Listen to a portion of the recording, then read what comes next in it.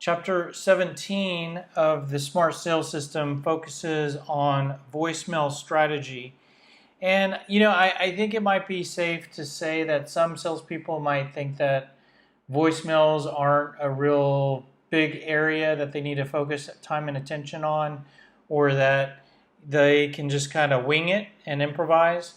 But, one thing is that the most likely thing to happen when you pick up the phone and call a prospect, the most likely thing to happen is that you will get the prospect's voicemail box.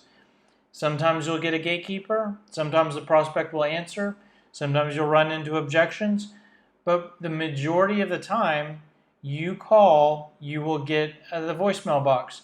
So it only makes sense, with it being such a large percent of the calls you make happen going into the voicemail box, it can only help you to have some sort of logic for what to do and not to do, and that's what we're going to talk about here today. The agenda for today is pretty light, actually. We're going to go through and review some voicemail tips and concepts for you to factor in as you try to figure out what to do and what not to do. And then I'll go through some actual voicemail examples that are derived from those tips. So just to start out with, let's dig into the voicemail tips. So the first thing I would want you to do is to take a step back and try to understand the prospect that you're calling and that you're thinking about maybe leaving a voicemail message for. And the first thing to understand about them is that prospects are often away from their desks. And this is something important to be aware of, because when you get voicemail box so often, in fact, actually when you call the same prospect and always get their voicemail box, you can start to think that they are avoiding you. If you're calling decision makers that are at a manager level, it's very likely that they are just not at their desk every single time you call. Just from my experience working in the corporate world, I've often looked at, sometimes maybe not my calendar, but I've looked at my manager's calendar, and it was block after block after block where they were away from their desk most of the day, which means when you call them, that's why you're getting their voicemail. And this is just something to understand and keep in mind when prospects don't answer your phone. Not only could they be away in meetings all day, but I recall working for some companies where managers could be traveling for a week or multiple weeks at a time, sometimes international, and they're just never there. So that's just something to keep in mind and factor in regarding what you say and when you leave voicemails and what you're thinking about. The other thing is that your prospects get calls from a lot of salespeople, and so they also get voicemails from a lot of salespeople. Because prospects get so many voicemail messages from salespeople, it could very likely be physically impossible for them to listen to all their messages.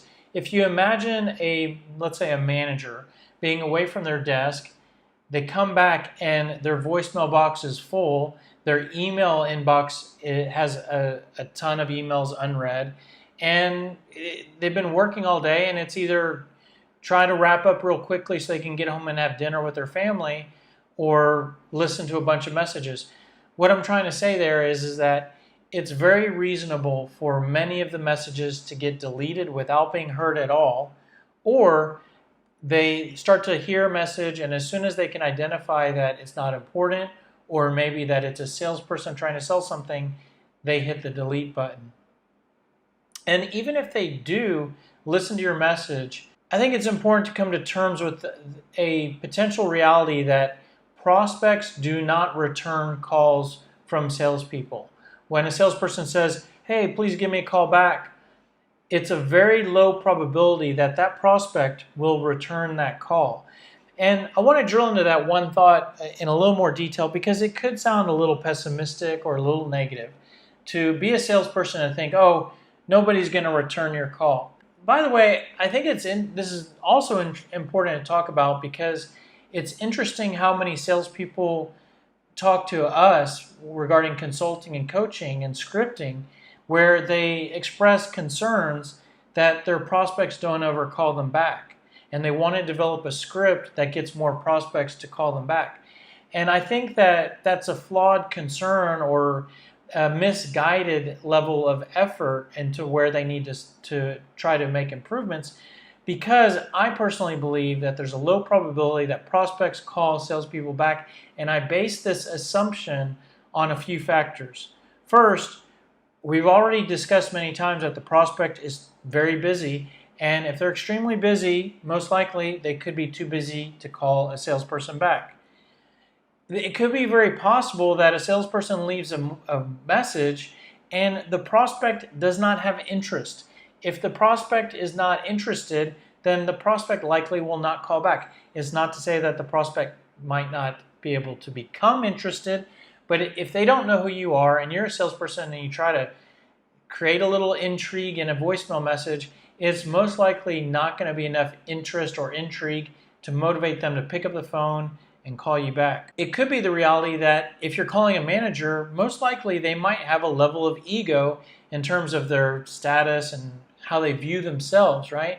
So if they're normally giving salespeople tennis balls and throwing them and having salespeople chase their tennis balls, when you leave a voicemail and ask that prospect to call you back, you're throwing a tennis ball and asking that prospect to chase after your tennis ball and to bring it to you. And it could be very likely that with the only reason they don't call you back is because they are important and they know, either think they're important or they know they're important, and they're above calling a salesperson back. It could also be that they know, maybe they're interested. Maybe they think they might need what you sell, but they might view you as a salesperson, and they know salespeople continue to call and call and call. So you know what? They might just say, oh, I'll talk to them the next time they call because I know they're going to call again. And you know what? If we completely have an ultimate optimistic outlook, we could say, you know, there could be the possibility that the prospect says, I want to talk to this person.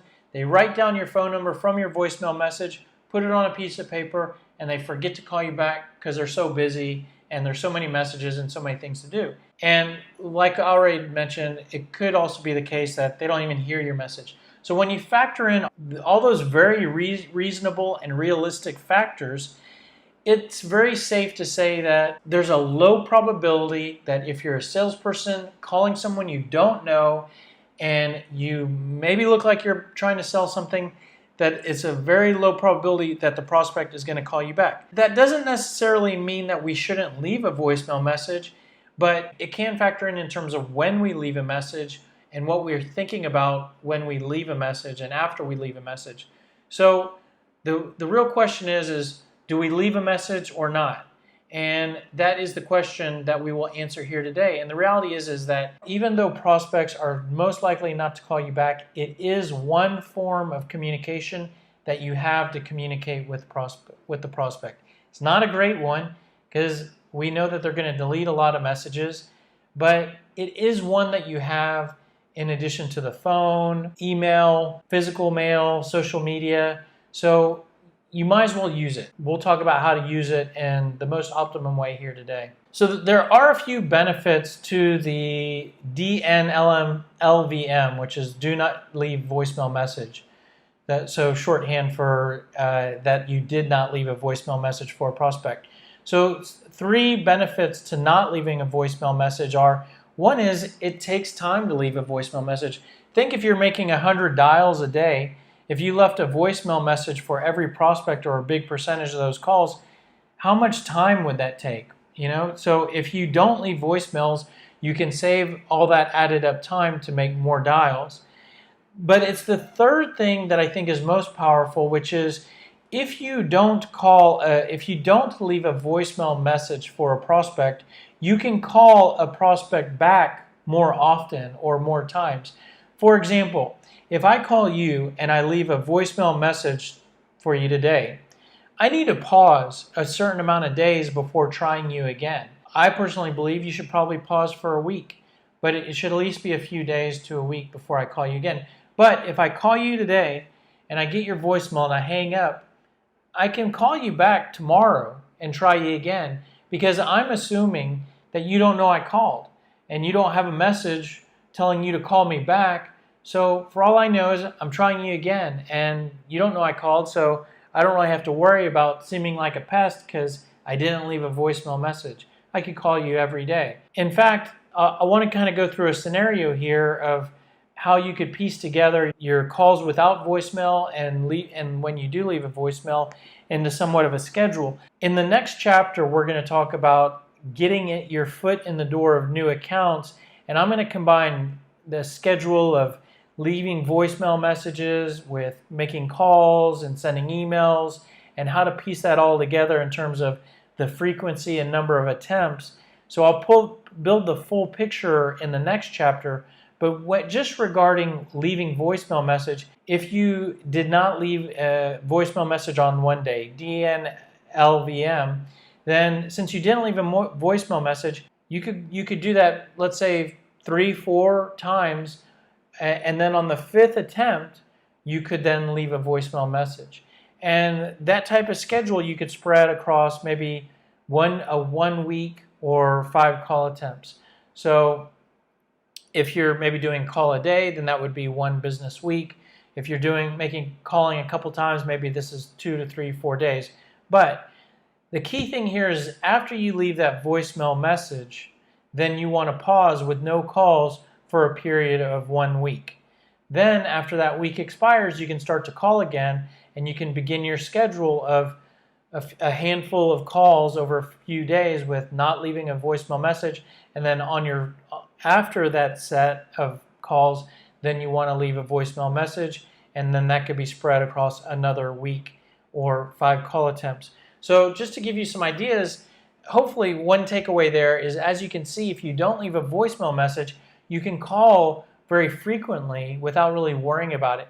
And then once you leave the message, deliver a message that has a certain goal and designed a certain way, pause, and then pick back up. Again, this is one part of a full schedule of prospecting attempts, and we'll talk about that in the next chapter. Now, I mentioned we're going to leave a voicemail message that should be focused on the right goal, and I also mentioned the fact that I recommend you assume that the prospect is not going to call you back. So with that, what I recommend you do is try to focus on the right goal with your voicemail message, or really messages. And I don't want you to talk about the product too much or try to sell the product or sell the meeting. So what I think you can do is use your voicemail messages as a way to communicate and educate the prospect. Educate the prospect on who you are, why you're calling, and why they should talk to you, and I'll show you how to do that with some voicemail examples. Regarding how to do that, we need to design the messages that you use for your voicemail messages. And what we can use is the level 1 sales message that we created as part of the sales system. We talked about that in an earlier chapter. All of the different things that we brainstormed, we can use for your voicemail messages, and we can use your building blocks, and I'll show you that in a second. If we are assuming that the prospect is less likely to call us back, this is very important and helpful because that can help you to change your expectations. And going back to the salespeople that I talk to that are frustrated because no one ever returns their calls, the problem with that is that they're feeling frustration, they're getting down on themselves, they're starting to have a weak mindset. And the reality is that that's a totally inaccurate way for them to be feeling. What they're forgetting or they're not aware of is that it's completely normal that the prospect is not calling them back. I started to learn this in my early prospecting days when nobody called me back. And then one day, after a ton of voicemail messages, a prospect finally called me back. And I realized after talking to him for a few minutes, the prospect was very low in the organization, and he had nothing going on, and he really didn't seem really very important and all that intelligent, to be completely honest. And what I realized was the reason why this guy called me back was because he had no power and he had no importance in the organization. That tells me one thing, is that the people who have power and are important are not calling people back. So if you're calling decision makers, they're not calling you back. And if someone even does call you back, it's almost a reason to disqualify them as someone that you should even spend your valuable time with. So getting back to your expectations, when you're aware that you're leaving a voicemail message, but there's a low probability that they will call you back, you can change from expecting or hoping for them to call you back to expecting them not to call you back. This can impact you in two ways. One is it can help you to have a healthier, more positive mindset when you leave a dozen voicemails each day and nobody calls you back. You're not going to be too worried about it. The other thing this can help you with is this can help you to prevent you from writing off prospects as uninterested.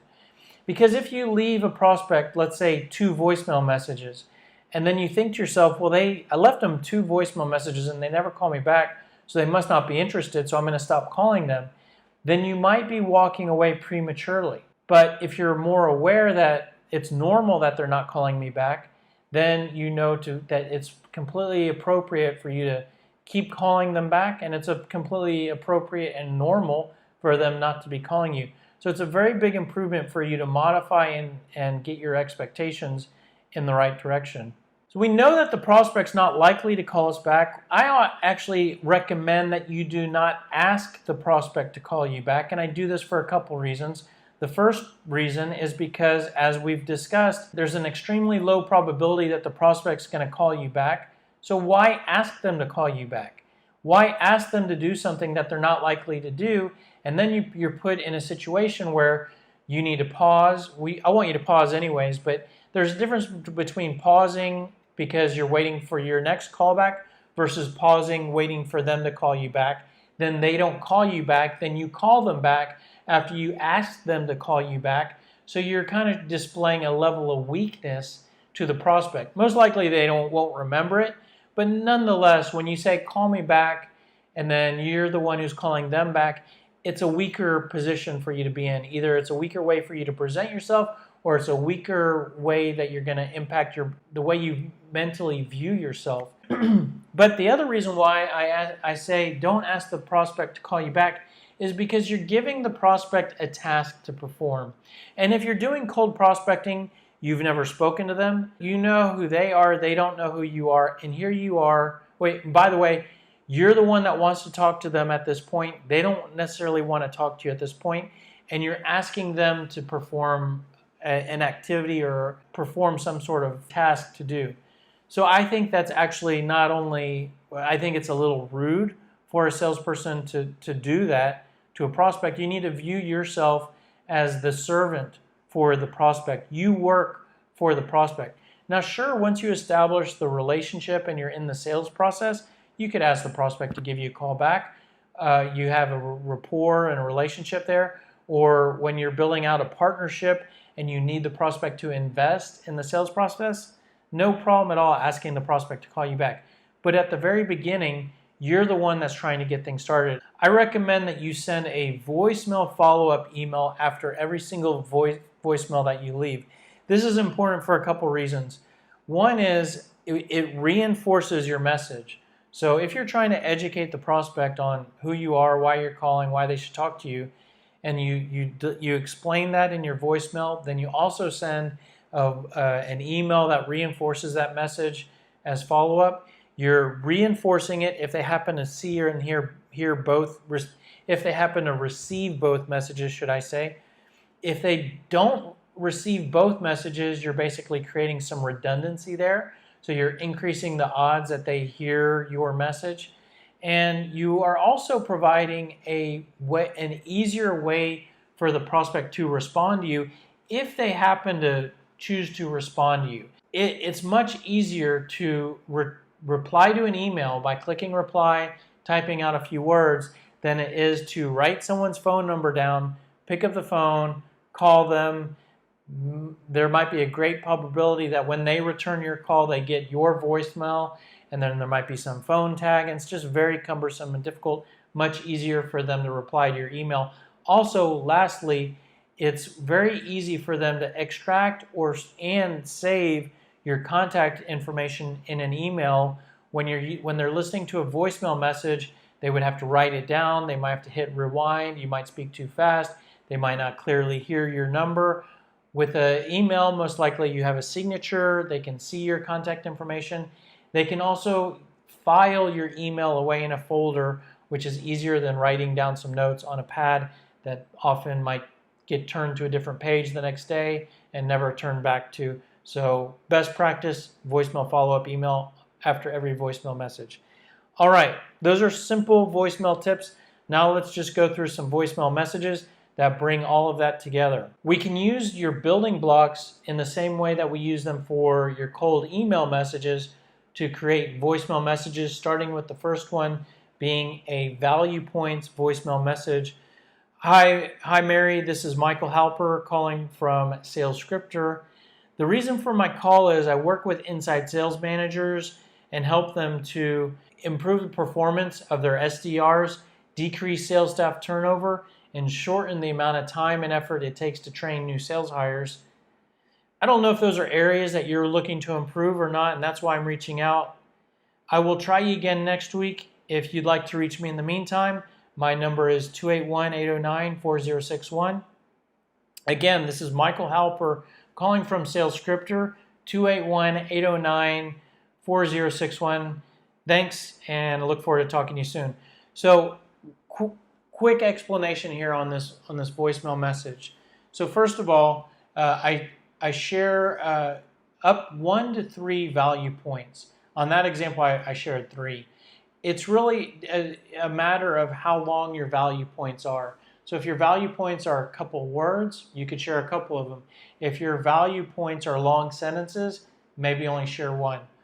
Then I do a small takeaway. So that's where I say, I don't know if you want to improve those areas, and that's why I'm reaching out. So kind of a push-pull effect there where I'm sharing value of how I can help, then I take it away because I don't know if I can either provide it to them or I want to provide it to them or they're a fit.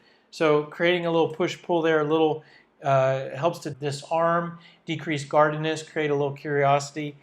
Now, the next part is I will try you again next week. So instead, I'm basically replacing what most salespeople do, which is they say, please give me a call back at your earliest convenience. I replace that and I tell them, I will try you again next week. So this does a couple of things. One is I'm not giving them work to do. I'm also telling them, I'm calling you again. So you might not reply to this. You might ignore me, but I'm coming back again. And I say that in a very professional way. I'm going to give you a try again next week. So it's not a very aggressive or very annoying. It's just telling them what I'm going to do, which is I'm going to try them again next week. But even knowing I'm not asking them to call me back, I do provide my number because maybe there is that small probability that I said something that they do want to call me back. So I want to provide them with that option, and I tell them why I'm providing that. If you want to reach me in the meantime, my number is this.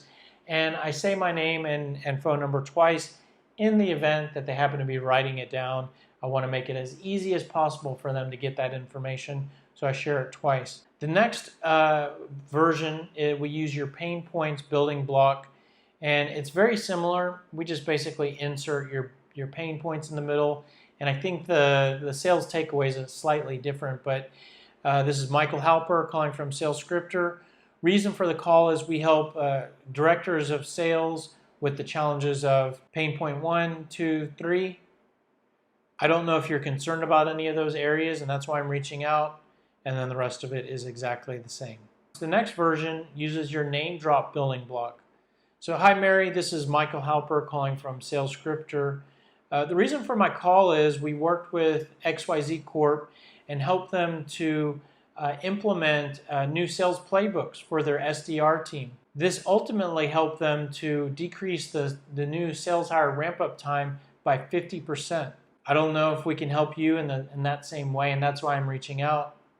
And then the rest of the voicemail is exactly the same. So the fourth version is a product message, and as you may know from previous chapters in the Smart Sales System, I don't want you talking too much about your product.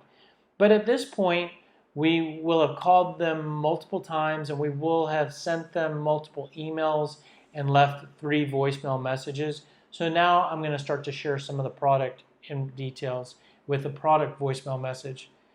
Hi, Mary. This is Michael Halper calling from SalesScripter.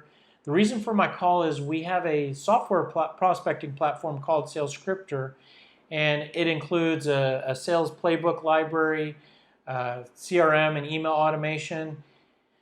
Some ways we differ from other platforms out there is that we actually help teach your salespeople exactly what to say and do, and we have a and I'm just making this up as we go, so I'm just going to skip through it. Differentiation 1, 2, 3. I don't know if we're a good fit with you and with what we provide, and that's why I'm reaching out. And the rest of the voicemail is exactly the same. So there you go, 4 voicemail messages, all using the same message as your building blocks. You can also create voicemail follow-up emails for all of those voicemail messages. So I first started out talking about a voicemail message for using your value points. Here is a voicemail follow-up email using the same value points. Subject line is following up on my voicemail, and then you can maybe put your company after that, after a hyphen. You can maybe put a value point, and then here, hello Mary. As I mentioned in a voicemail I just left you, we help directors of inside sales to benefit 1, benefit 2, benefit 3. I don't know if you want to improve those areas, and that's why I'm reaching out. And now here, one thing that's different from the voicemail message, I do go for the close for the appointment in the voicemail follow-up email. So I don't ask for the appointment in the voicemail message because I guess I didn't bring that up. I don't bring that up in the voicemail message because one, there's no interaction there, meaning I'm leaving a voicemail and for all I know, they're not going to call me back.